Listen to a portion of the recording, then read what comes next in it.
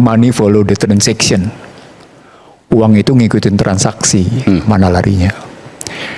Pertanyaan menarik, kalau transaksinya jatuhnya ke Sentul dengan emas, itu beyond the transaction-nya apa? Itu yang mesti diubah. Jadi kalau prinsip money follow the transaction, kita mesti bertanya. Sebentar, audio monitor bisa dinaikin lagi? Biar kita tahu bahwa ada transaksi besar di balik itu. Itu yang pertama. Kalau kita bilang ada transaksi besar, maka kalau dibilang itu tidak diketahui ada brankas dan kemudian juga tidak ada diketahui isinya, untuk seorang jaksa itu problem besar karena uangnya terlampau besar. Itu problem besar karena emasnya 74 kilo. Dan kan bukan miliknya. Itu justru menjadi Anda sangat berbahaya di situ ketika Anda menyatakan itu bukan miliknya tapi ada di rumahnya. Kenapa bahayanya, Prof? Bahayanya, Anda telah membiarkan satu rumah kondisi itu menjadi sasaran bagi kalangan banyak bahwa itu ada uang besar di dalamnya. Kan Anda sedang mengundang resiko. Uang yang demikian rupa ada di situ, walaupun di brankas, dan ada emas di situ. Itu kalau kita tahu Sentul, Aiman, pada model klaster-klasternya kayak gitu, memang pengamanannya bagus gitu ya. Tapi pada saat yang sama ketika Anda masukin uang besar, maka Anda sesungguhnya sedang mengundang sesuatu di belakang itu. Nah, maka runtunannya pertama tadi selain money follow the transaction, saya akan ngejar rumah itu sebenarnya statusnya kalau tadi dibilang oleh Febri sebagai bukan tidak lagi ditempati gitu ya. Maka secara sertifikat itu punya siapa? Hak miliknya konkretnya itu punya siapa sesungguhnya. Tadi disebut oleh Yudi, kita mesti juga tanya. Tapi bukan sekedar tanya sama si penjaga. Berangkasnya bukan punya FA, isinya juga bukan punya FA, yang merupakan uang dan juga emas. Nah, disitulah muncul kecurigaan-kecurigaan yang tadi sudah disebut oleh Fitro. Bagaimana Anda membiarkan satu duit sebesar itu dengan dan emas. Gini loh, Anda punya rumah di Sentul. Rumah di Sentul itu rumah mewah. Untuk masukin brankas dengan tinggi seperti itu, Anda ngebongkar loh. Anda ngebongkar loh. Dan tidak sembarang. Itu ngebongkar loh. Nggak masuk akal ini, Man. Sebentar gini. Anda sebut deh, Anda pakai US dollar, tapi juga ada rupiah, Anda sebut kayak gitu. Kalau jumlahnya sampai 746 miliar, itu Anda butuh brankas seperti itu 1 meter tingginya gitu. Ya, Anda memang harus ngebongkar. Anda harus ngebongkar rumah, ngebobok rumah, nggak bisa sembarangan. Ingat kasus pajak yang akhirnya dia gali karena disimpenin emas segala macam itu. Ingat di kasusnya? Karena dia nggak bisa nyimpen lagi sampai dia bangun bunker kan? Oke. Nah, itu aja kelihatan di situ. Pada perspektif itulah saya melihat begini jadinya.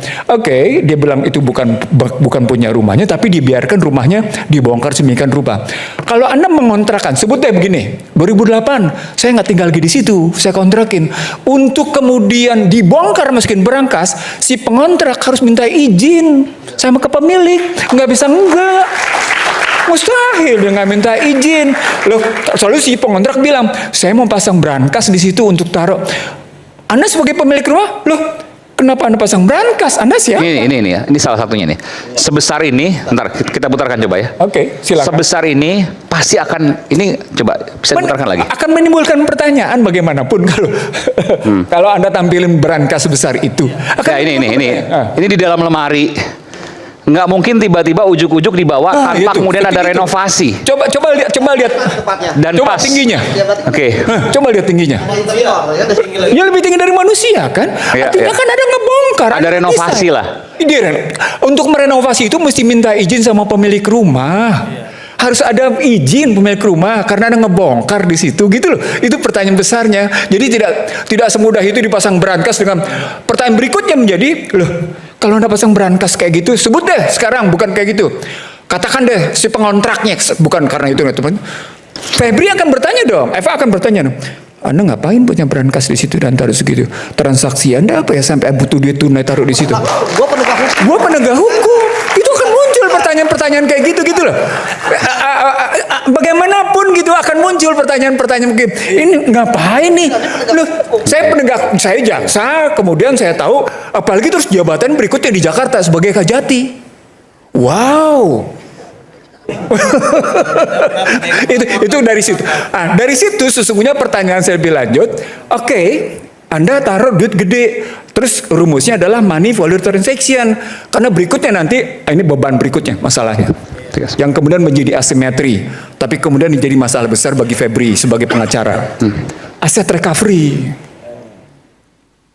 Saya geser langsung ke lompat. Jadi Febri yang tadinya, ini menarik di sini problemnya. Febri yang tadinya sebagai subjek hukum, penegak hukum, terus menjadi objek. Loh, dilema besar itu.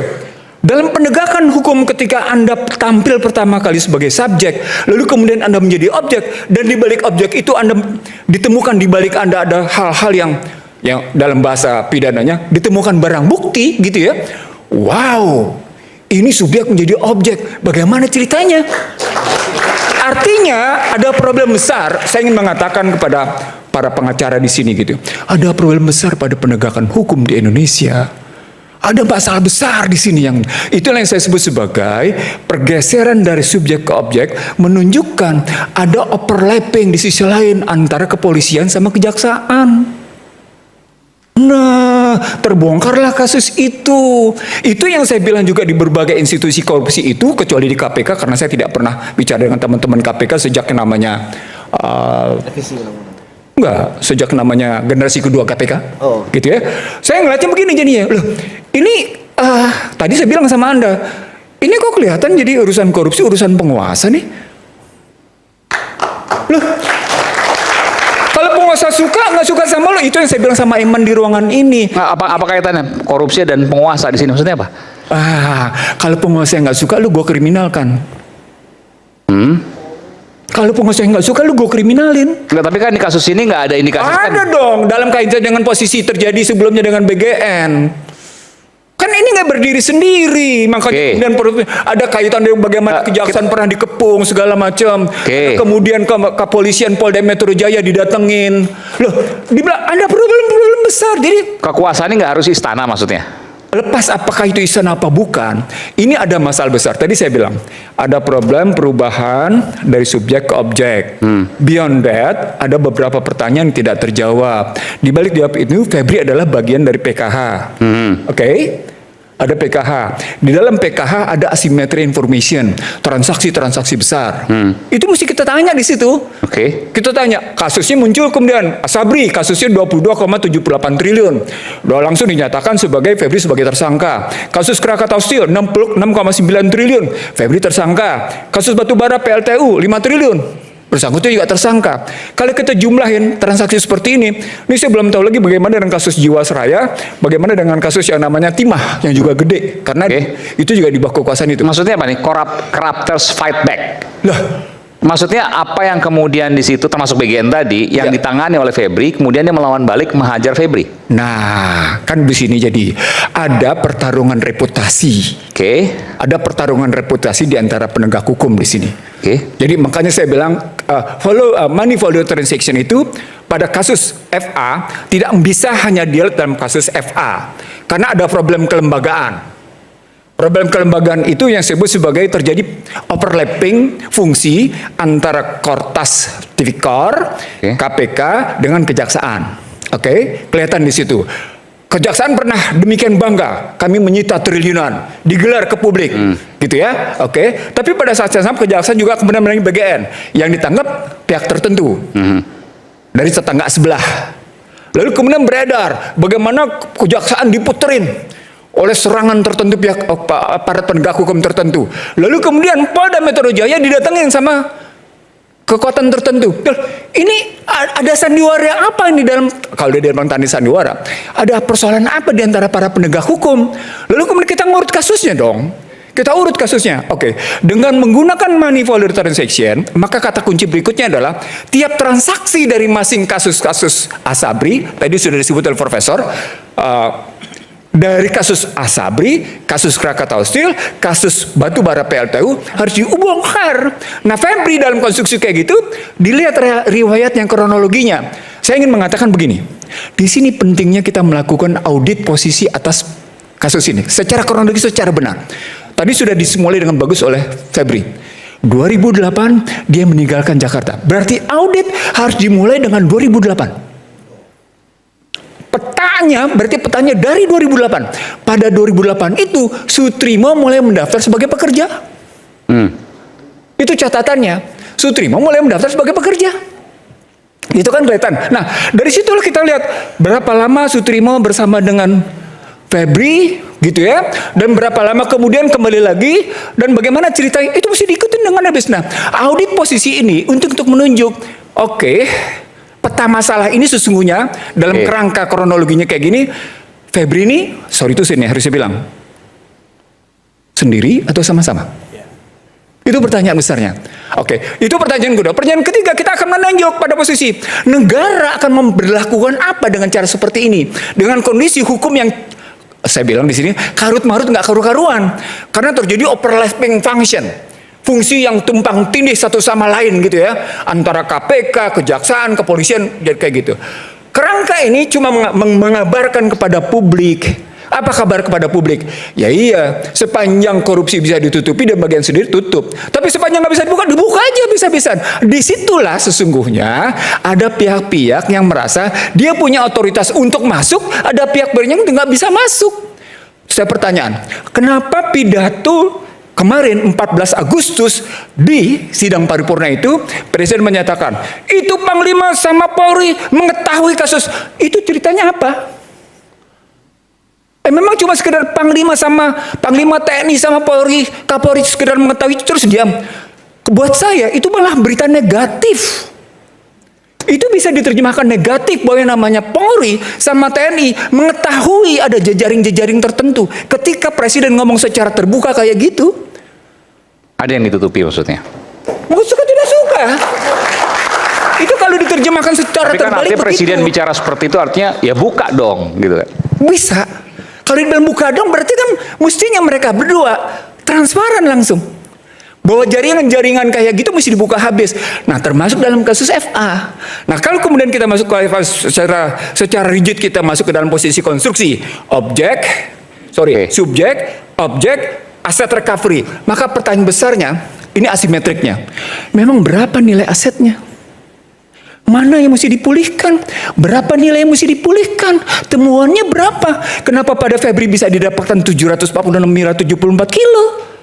Itu pertanyaan-pertanyaan ekonomi pidana sudah. Bukan lagi sekedar pertanyaan biasa. Loh, oh iya, bagaimana kemarin aset didapat? Muncul tadi kajiannya. Tindak pidana asalnya apa? Kalau tindak pidana asal berapa? Loh, bagaimana kemudian muncul isu Febri punya rumah di Kebayoran? Febri punya rumah di Cipete, Febri punya rumah di sini. Loh, ini apa nih?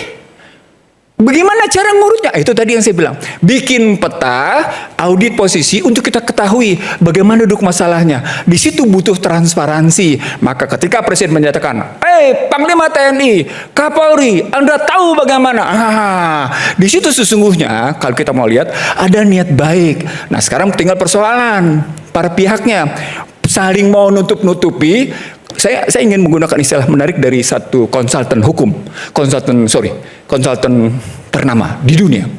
Dia bilang begini, dalam kasus korupsi di Indonesia, ketika kami melakukan investigasi audit, yang terjadi adalah concealing each other. Bayangkan tuh. Jadi panggung Indonesia sebagai dunia negara yang korupsi kayak gini itu sudah terbuka ke internasional dengan menyatakan dari si konsultan tadi menyatakan dalam kasus korupsi Indonesia para pihak yang kami lakukan investigasi sesungguhnya melakukan concealing. Apa concealing? Penyembunyian satu sama lain, saling menyembunyikan, concealing each other, saling menutupi. Nah itu problem besarnya. Gitu ceritanya, Iman. Oke. Dan ketika peta itu kemudian sudah didapat, semua aktor-aktornya akan terungkap. Menurut saya ketika saya bilang itu begini, Iman. Saya ngelihatnya pertama dalam keinginan Presiden memperbaiki pendapatan negara lewat PKH, gitu ya. Saya kebetulan dengar problemnya sesungguhnya bukan hanya pada persoalan luas yang ilegal, izin yang ilegal. Sekarang pertanyaan, luas yang ilegal Anda putihkan dengan administrasi, value-nya berapa? Value-nya berapa? Asimetrik nggak? Asimetrik. Asimetrik itu artinya Ada sesuatu yang tidak jelas bagaimana menakarnya. Begitu juga yang namanya perizinan yang ilegal pada tambang, sama ada juga yang asimetrik di situ. Begitu juga pada sawit. Bagaimana ceritanya? Tiga-tiganya kayak gitu. Nah, kalau kita ambilnya begitu, cerita tentang PKH kayak gitu, maka pertanyaan berikutnya, loh, ketika masuk mereka beberapa di antaranya kan dikenain TPPU, kan ada 3 rekening. Rekening yang memang disita, rekening yang dinyatakan sebagai escrow, baru kemudian dilihat ada nggak TPPU, ketiganya. Yang mana yang sesungguhnya ambil baik buat negara? Cuma yang pertama yang disita, escrow. Gede. Untuk mencarikan escrow, Anda harus bicara dengan kejaksaan, kepolisian, lapas, pihak yang bersangkutan, dan bank. Gede nggak? Nilainya triliunan juga gedenya. Itu asimetrik itu muncul. Nah, di sini muncul tantangan bagi PKH nih. Bagaimana menegakkan lebih lanjut cerita bahwa yang dilakukannya memang dalam rangka tadi baliknya aset recovery, pemulihan aset. Itu dibebankan pada Febri sebagai jampitsus. Ulang, itu dibebankan pada Febri sebagai jampitsus. Nah, ketika Febri berperan sebagai jampitsus untuk memulihkan aset, enak dong dia. Dia boleh melakukan penyidikan, dia boleh melakukan penyidikan, dia boleh melakukan penuntutan, dia boleh melakukan pelaksanaan, lalu kemudian dia bisa menetapkan pemulihan aset. Coba, bergeser nggak peranannya? Dahsyat itu secara ekonomi, hukum ekonomi itu dahsyat luar biasa. Nah, di sini siapa yang bisa ngontrol? Jamwasnya berperan sebagai apa? Masuk nih institusi Kejaksaan Agungnya. Bagaimana Jamwas ngontrolnya? Bagaimana kejaksaan mengontrolnya? Nah, kita tidak tahu soal itu, blank soal itu. Kita tidak mengerti sampai seberapa jauh mekanisme kerja PKH, gitu ya, mengembalikan aset itu dengan tugas utama ada pada Febri. Begitu, Aiman.